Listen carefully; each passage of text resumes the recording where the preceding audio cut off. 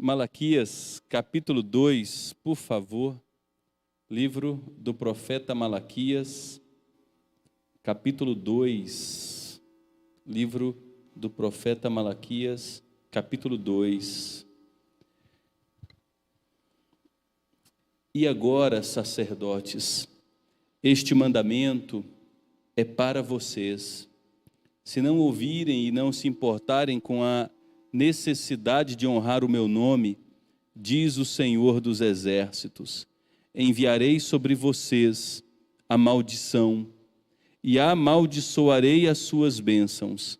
Aliás, já as amaldiçoei, porque vocês não se importaram com a honra devida ao meu nome.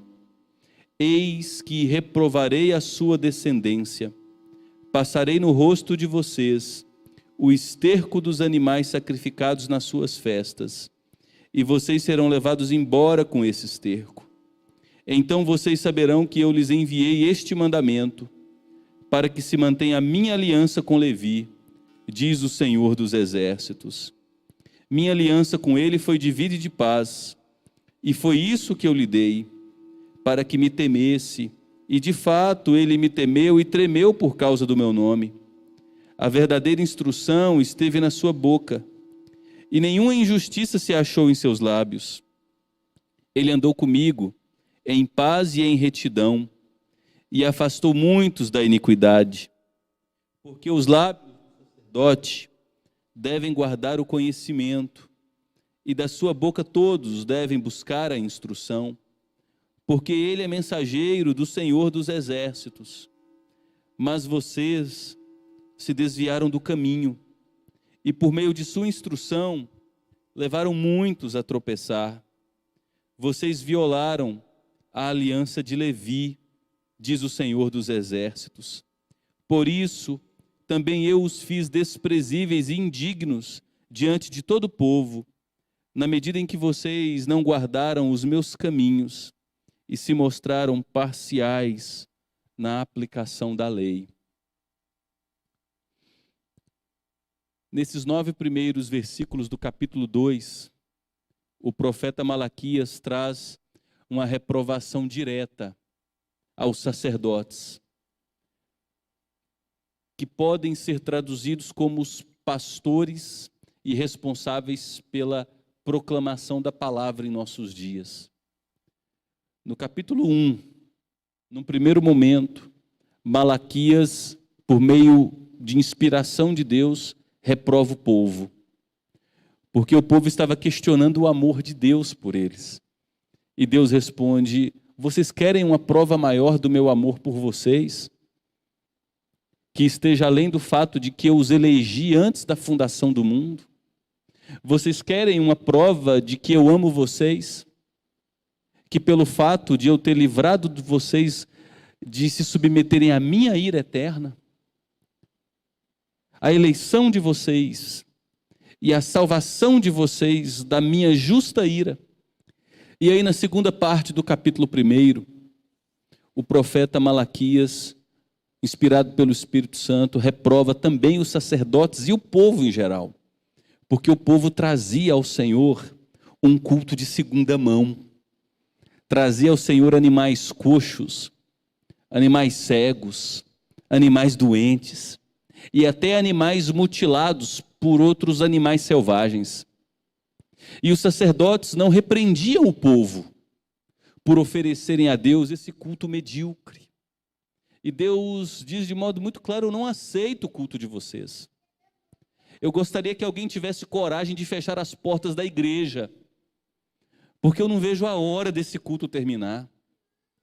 Porque vocês pensam que eu aceito qualquer forma de culto, qualquer expressão de adoração? E Deus diz: não. O meu culto precisa ser oferecido conforme a minha lei, conforme os princípios que eu estabeleci. E agora no capítulo 2, Malaquias tratará da fonte dos problemas do povo. E a raiz dos problemas do povo estava na liderança religiosa. Quando a liderança se perde, o povo se perderá a reboque.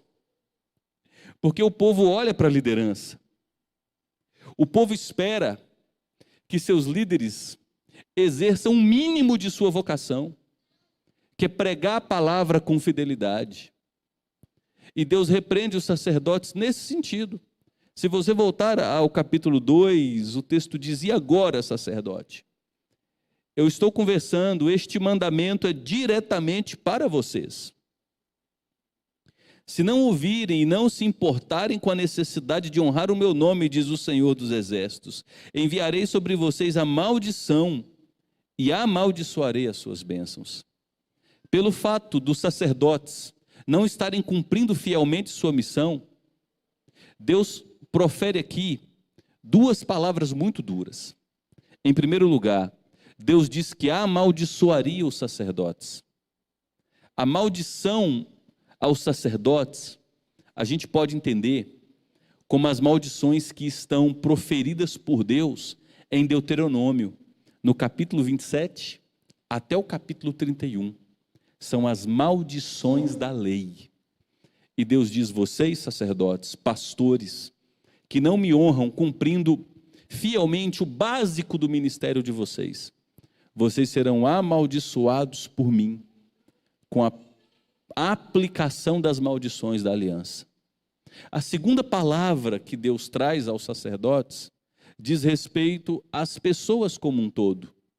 Deus diz: eu amaldiçoarei as bênçãos de vocês. Era mais ou menos o seguinte: uma pessoa chegava para ser ministrada pelo sacerdote, o sacerdote proferia uma bênção sobre aquela pessoa, mas Deus não só cancelaria, anularia a bênção do sacerdote, como converteria em maldição para as pessoas as bênçãos proferidas pelo sacerdote. Em outras palavras, as orações que você recebesse seriam anuladas, não teriam efeito nenhum, e Deus ainda as converteria em maldição. Imagina uma coisa dessas? Pelo simples fato da liderança ter se perdido. Na verdade, o povo já estava experimentando as maldições das orações feitas pelos sacerdotes. O povo trabalhava, mas não via o acúmulo de seus recursos. O povo viu um templo que foi construído, e em comparação com o templo construído por Salomão, era um templo medíocre. O povo continuou colônia, dominado não mais pela Babilônia, agora pelo Império Persa, que se levantou como a nova potência do mundo. O povo continuou cercado por inimigos hostis. O povo não tinha liberdade para montar uma estrutura militar básica a fim de se defender. Então, os israelitas que estavam ali na cidade de Jerusalém e circunvizinhança sofriam ameaças militares e invasões contínuas. Então, eles já experimentavam a maldição da aliança. Por não cultuarem a Deus adequadamente, por oferecerem a Deus sacrifícios imundos e por se sujeitarem ao engano de líderes inescrupulosos, que não zelavam mais pelo cumprimento fiel de suas funções. Então Deus já estava cumprindo o que disse aqui por meio do profeta Malaquias: eu amaldiçoarei as suas bênçãos. Aliás, Deus segue dizendo: já as amaldiçoei, porque vocês não se importam com a honra devida ao meu nome. E aí Deus agora profere uma palavra muito dura a todos os descendentes de Arão. A tribo de Levi era responsável pelo sacerdócio no Antigo Testamento. Arão, irmão de Moisés, foi eleito como sumo sacerdote, e a descendência de Arão ficou responsável de cuidar integralmente do culto que era oferecido a Deus no Antigo Testamento. E Deus disse aqui: eu rejeitarei e reprovarei a sua descendência Passarei no rosto de vocês o esterco dos animais sacrificados nas suas festas, e vocês serão levados embora com esse esterco. O que essa expressão deseja nos ensinar? O sacerdote tinha uma função básica. Ele oferecia animais em sacrifício. Esses animais faziam a substituição entre o pecador e Deus. Os animais inocentes morriam no lugar dos pecadores, para receber a pena dos pecados. E havia uma lei muito bem estabelecida por Deus. O sacerdote pegaria a carne, a pele e o excremento dos animais, a parte imunda, e jogaria fora. Queimaria no vale de Rinom, um lixão que ficava em chamas 24 horas. Expressão utilizada como sinônimo de inferno nas Escrituras. Vale de Rinom, onde o fogo jamais se apaga. E o sacerdote queimaria no altar as vísceras limpas do animal. Aí olha o que Deus está dizendo aos sacerdotes: porque vocês não pregam a palavra, porque vocês fizeram o meu povo se desviar, eu pegarei o esterco, o estrume que seria queimado, e esfregarei no rosto de vocês. Linguagem forte, né, gente? A gente não consegue dimensionar o juízo que Deus tem reservado aos falsos pastores. O juízo e a ira que Deus tem represada para ser derramada sobre todos aqueles que desejam se tornar mestres e enganam e desviam o povo. O livro de Tiago, a carta de Tiago, no capítulo 3, fala muito sobre língua. E a gente associa o capítulo 3 de Tiago às nossas conversas de maledicência, de calúnia, de difamação, aos nossos mexericos. E é claro que serve para isso também. Só que o capítulo 3 de Tiago começa se comunicando com os pregadores. Tiago diz: não desejem muitos de vós se tornarem mestres, porque todos receberemos juízo. Mas aqueles que pregam receberão um juízo muito maior. Porque por meio da pregação do Evangelho, nós podemos desviar as pessoas. Pregar o Evangelho é coisa séria demais, porque a fé vem pelo ouvir, e o ouvir a pregação do Evangelho. A fiel pregação do Evangelho levanta o caído, renova as forças ao abatido, convence do pecado. A pregação fiel do Evangelho alimenta uma pessoa, transforma uma família inteira. A pregação do Evangelho é poderosa demais. E os sacerdotes estavam negligenciando isso. No Antigo Testamento, os sacerdotes possuíam 3 funções. A primeira delas era cuidar do templo. Eles precisariam abrir, fechar, fazer a manutenção, a limpeza do templo, cuidar da arca da aliança, dos utensílios sagrados. Eles eram aquilo que nós podemos chamar de zeladores. E é interessante porque alguns músicos de hoje acham que são os levitas. Não existe mais negócio de levita. Acabou. Só que se os músicos de hoje quisessem ser levitas, eles deveriam chegar mais cedo, limpar o banheiro, abrir a igreja, cuidar das coisas, porque essa era também a função dos levitas. Em segundo lugar, os sacerdotes ofereciam os sacrifícios de acordo com aquilo que Deus estabeleceu em sua palavra, especialmente no livro de Levítico, conforme está registrado. E em terceiro lugar, os sacerdotes tinham a responsabilidade de ensinar o povo. Eu estava no domingo anterior, anteontem no anterior, terminando de revisar a mensagem do culto noturno, e eu passei por um vídeo do Edir Macedo.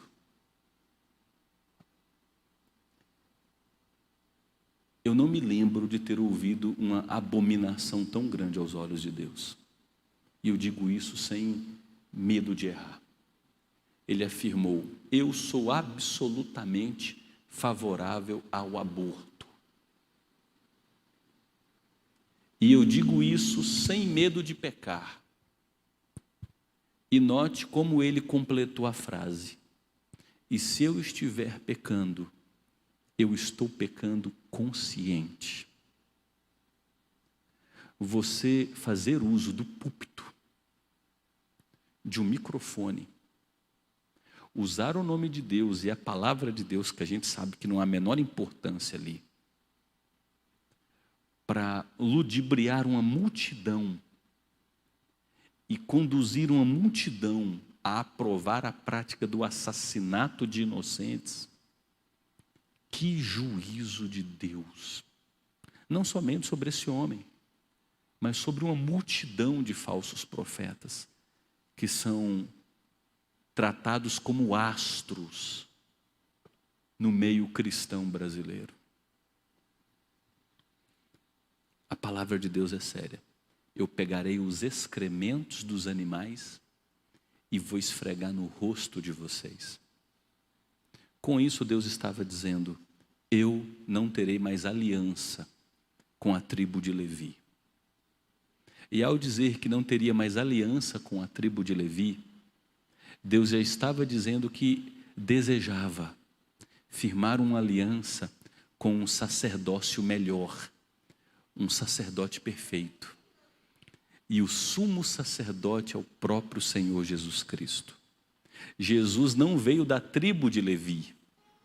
Jesus não era sumo sacerdote da ordem de Levi. Jesus, na carta aos Hebreus, no capítulo 7, foi chamado de o sumo sacerdote segundo a ordem de Melquisedeque. Melquisedeque é uma figura enigmática. Ele aparece em Gênesis capítulo 14. Assim que Abraão resgata seu sobrinho Ló, com os 318 funcionários que ele tinha, Abraão traz Ló, traz os despojos de guerra, as riquezas de Sodoma, Gomorra e daquela região que haviam sido levados. Abraão traz, e vem ao encontro de Abraão o rei de Sodoma, e mais um personagem enigmático chamado Melquisedeque. E no capítulo 14 de Gênesis, Abraão reverencia Melquisedeque. Abraão havia recebido a visitação de Deus, no capítulo 12, que fez a ele gloriosas promessas. Abraão, portanto, era um patriarca de grande renome, mas Abraão se curva à figura de Melquisedeque e devolve o dízimo a Melquisedeque. Ora, Melquisedeque exerceu o sumo sacerdócio dele 430 anos antes do sacerdócio de Moisés, antes de Deus estabelecer Arão no sumo sacerdócio e a tribo de Levi, antes de Moisés nascer, 4 séculos antes. Portanto, o autor aos Hebreus está dizendo que o sumo sacerdócio de Jesus é muito maior que o sacerdócio da tribo de Levi, porque o sacerdócio da tribo de Levi é um sacerdócio falho. Porém, o sumo sacerdócio, o sacerdócio de Jesus, que é o nosso verdadeiro sumo sacerdote, é um sacerdócio perfeito. Jesus ofereceu um sacrifício perfeito, que foi o sacrifício de si, foi um sacrifício eficaz de uma vez por todas. Todos os sacrifícios oferecidos pelos descendentes de Levi eram oferecidos por homens pecadores. Animais precisavam ser mortos todos os dias, e o sangue daqueles animais não conseguia realizar a propiciação definitiva pelos pecados. Desde o início, o sacerdócio de Levi era transitório, temporário. Era uma sombra que apontava para um sacerdócio perfeito, muito mais excelente, que é o sacerdócio de Jesus. Melquisedeque é interessante. O nome Melquisedeque é uma junção de palavras. Melé, que significa rei no hebraico. Zadok, que significa justiça. Melquisedeque, ele governava sobre a região de Shalom, que significa paz.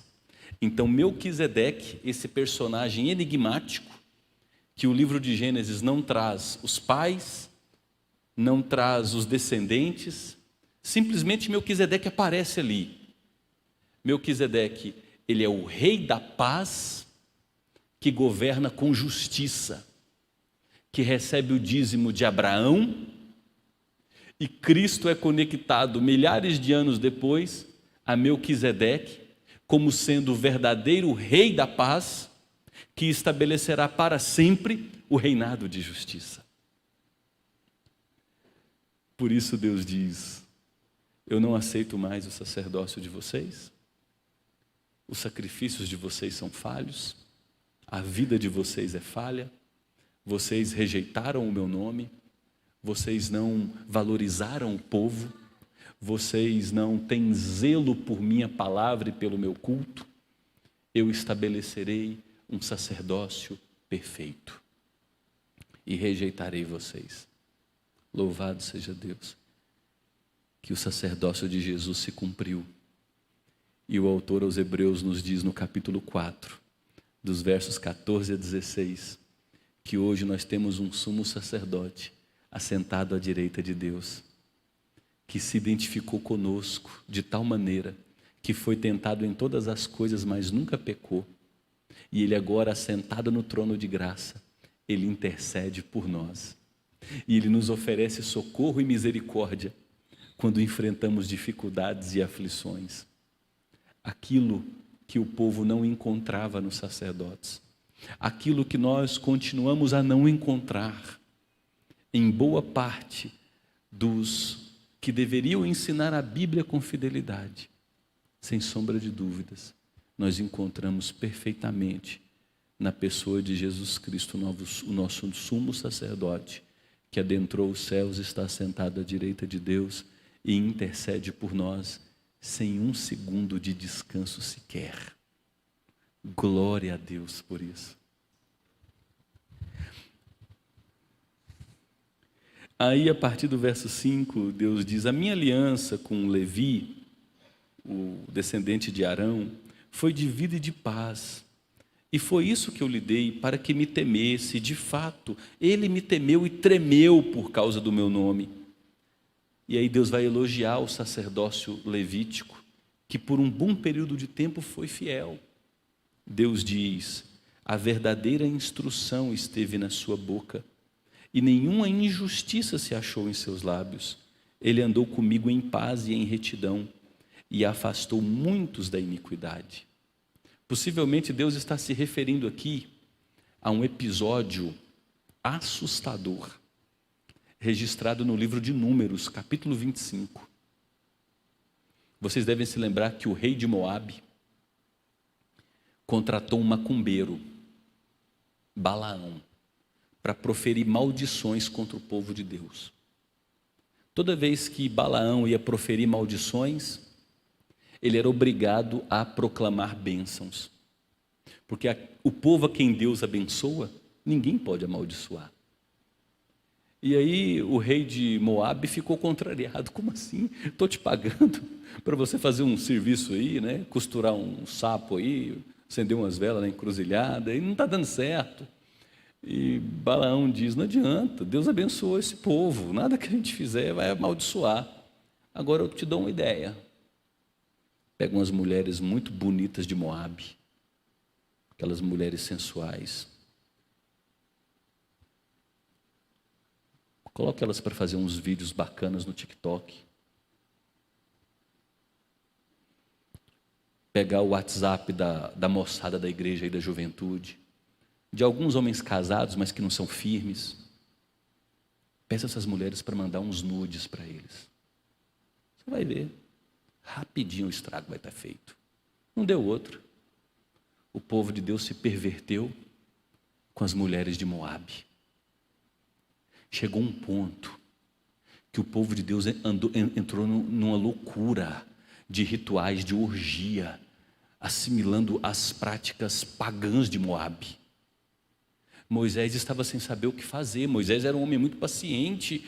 Arão estava sem saber o que fazer. A situação chegou a tal ponto que o livro de Números, capítulo 26, diz que chegou um israelita com uma mulher midianita, uma ímpia, de mão dada, e em plena luz do dia, entrou na tenda para ter relações com essa mulher. E Moisés ficou sem saber o que fazer com Arão. Aí Finéias, filho de Eleazar, que é filho de Arão, Finéias, neto de Arão, da tribo de Levi, olha o que Finéias fez. Pegou uma lança, foi até a tenda onde o casal estava tendo relação, e num só golpe, traspassou o casal, matando-os. Você diz que coisa agressiva, mas Deus gostou daquilo. Poxa, Deus é mau, né? Não, Deus tem zelo pelo nome dEle. Deus aprecia a glória dEle. É como se Deus tivesse dito, e Ele disse mais ou menos isso: achei um cabra macho em Israel, Finéias. E Deus disse: o sacerdócio agora será da tribo de Levi, por conta do compromisso de Finéias, que teve zelo com o meu nome. Eu vou ratificar o sacerdócio em Levi. E Deus está se lembrando disso aqui. Gente, vocês tinham um zelo pelo meu nome. Vocês são descendentes direto de Finéias, de Arão. Vocês amavam me reverenciar. Vocês me tratavam com zelo, com temor e tremor. Que saudade eu tenho disso. Vocês esqueceram a função primordial de vocês, que é, e Deus responde no verso 7, os lábios do sacerdote devem guardar o conhecimento, e da sua boca todos devem buscar a instrução, porque o sacerdote é mensageiro do Senhor dos Exércitos. Paulo falou isso a Timóteo. Timóteo, todo obreiro, todo presbítero, todo homem de Deus precisa manejar bem a palavra, para ensinar os que se desviam com longanimidade e toda doutrina.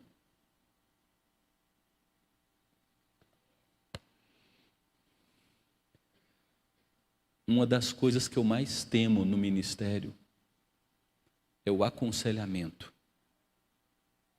Porque quando uma pessoa entra na minha sala, dependendo da direção que eu levar, eu posso destruir uma vida. É por isso que aqueles que Deus chamou para ensinar a palavra precisam estudar essa palavra o tempo todo,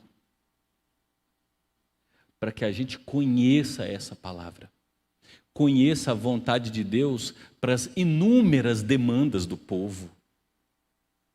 Quando o povo busca alguém para ensinar a palavra, o povo precisa receber fielmente a instrução do Senhor dos Exércitos.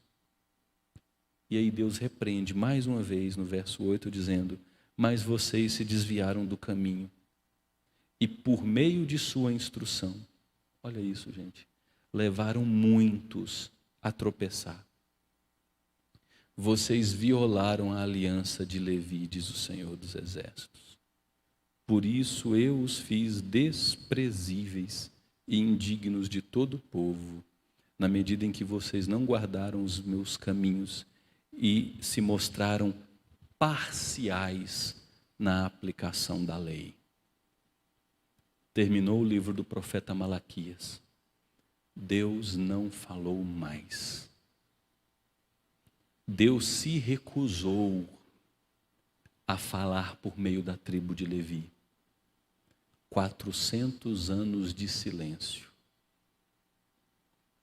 Até que, no início do primeiro século da era cristã, na pequena e pobre vila de Belém, nasce o filho da Virgem, o sumo sacerdote da linhagem de Melquisedeque. Mas antes dele nascer, Deus faz nascer o primo dele, que era um sacerdote com um ministério muito diferente do da tribo de Levi. Ele não temia aos homens, ele não era parcial. Ele dizia à liderança religiosa de sua época: raça de víboras, quem convenceu vocês a fugirem da ira que está por vir? Produzam frutos dignos de arrependimento, porque o fato de vocês serem filhos de Abraão não os salva, porque até das pedras Deus pode levantar filhos de Abraão. Os soldados não sejam corruptos, contentem-se com seu soldo. Os cobradores de impostos parem de oprimir as pessoas com carga tributária injusta. E aí João Batista vai proferindo uma série de discursos práticos, até que chega um belo dia, seu primo vem ao Rio Jordão e ele diz: Senhor, eu é que tenho que ser batizado por ti, eu não sou digno de me ajoelhar e desatar as correias de tua sandália. E Jesus diz: é porque chegou o tempo de Deus falar novamente. E depois que Jesus é batizado, ele é conduzido pelo Espírito Santo ao deserto, especificamente para ser tentado 40 dias e noites pelo diabo e seus asseclas. Ele sai vitorioso daquela tentação, e ao sair vitorioso daquela tentação, o primeiro pronunciamento de Jesus é: o reino de Deus chegou. Deus voltou a falar, e ele agora voltou a falar de modo muito claro. Quais são as aplicações que a gente tira de Malaquias capítulo 2, os 9 primeiros versículos? Em primeiro lugar, culto a Deus é coisa muito séria. Nós precisamos cultuar a Deus com alegria, com amor, com fidelidade. Nós devemos nos preparar para cultuar a Deus. Nós temos um dia que separamos como o dia do Senhor, e esse dia não nos pertence, embora nós tenhamos certa liberdade sim, para ter prazer, para ter alegria, para desenvolver alguma atividade com amigos, com família. Mas o dia é do Senhor. Eu preciso me preparar para cultuar a Deus. Eu não posso me envolver em negócios nesse dia. Eu não posso ser escravizado a hobbies que vão roubar minha energia, minha atenção, minha lucidez, minha saúde física para cultuar a Deus. Devemos cultuar a Deus conforme Ele prescreveu em sua palavra. Não podemos, às custas de encher os bancos de um templo, negociar os princípios estabelecidos por Deus. Em segundo lugar, nós aprendemos desse texto que precisamos nos dedicar ao estudo da palavra. A fé vem pelo ouvir e o ouvir a pregação do Evangelho. A verdade que alimenta, que liberta, que restaura, que nos orienta está aqui, represada de Gênesis a Apocalipse. A vontade de Deus está revelada. Se eu e você queremos que Deus nos fale, precisamos abrir diariamente, algumas vezes por dia, a sua palavra, porque Deus fala exaustivamente por meio de suas páginas. Precisamos corrigir nossas vidas de acordo com a palavra, conduzir nossas vidas de acordo com a palavra, levar nossas vidas de acordo com a palavra. E por fim, eu e você devemos louvar e agradecer a Deus, porque Deus não nos rejeitou. Ele nos escolheu para si na eternidade, nos livrou de sua própria ira e ainda nos agraciou com a dádiva de termos um sumo sacerdote que foi tentado à nossa semelhança em todas as coisas, mas nunca pecou. Ele venceu a morte ao terceiro dia. 40 dias depois subiu aos céus. Recebeu poder, glória, honra e majestade. Intercede por nós continuamente e nos provê socorro em tempos de angústia, em horas de aflição, por meio do Espírito Santo que Ele mesmo nos enviou. Não estamos sozinhos na jornada. O nosso sumo sacerdote, sobremodo excelente, ofereceu uma obra perfeita e eficaz, um sacrifício definitivo. E agora nós somos apresentados diante de Deus para todo sempre, como filhos perdoados, que estão agora em paz com Deus e Deus em paz com eles. Fomos feitos filhos de Deus, herdeiros de preciosas promessas, com a garantia de que a obra que Deus começou, Ele mesmo há de concluir para a glória dEle. Aleluia. Amém.